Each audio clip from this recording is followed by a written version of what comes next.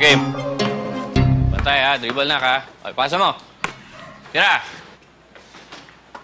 Ayun, ganun lang. Basta practice pa natin ha. Kailangan perfect natin yan eh. Tito, pahinga po muna tayo. Oo nga po. Sige. 10 minutes. Bago, sige na. Everything going well? Oo, okay naman. Pero kailangan pa yung practice ng konti. Beatrice, pwede ba umalis na mamaya-maya?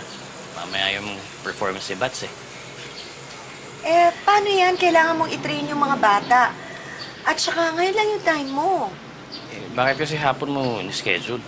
Paano naman kasi? Meron pa silang eskwela kanina, di ba? Okay na po kami, Daddy. Tara po, continue na po natin yung training natin. Go, Tati! Go! Go, Team Tati! Tara. Ang oras.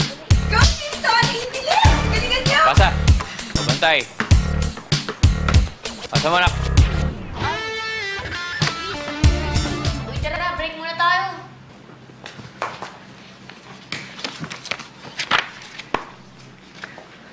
Mami. Kukuha lang kami ng tubig doon sa kusina, ah. Go ahead, go ahead. Sige po.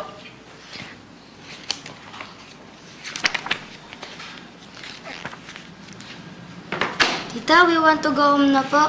Pero di ba usapan natin, 9 o'clock pa kayo ng gabi uuwi? Kaya nga di ba pinili ko kayo ng toys? Pagod na po kasi kami. Opo, tita. We're tired. Paano kung dagdagan ko pa ng toys? Talaga po? Kahit ano. Kahit ano po?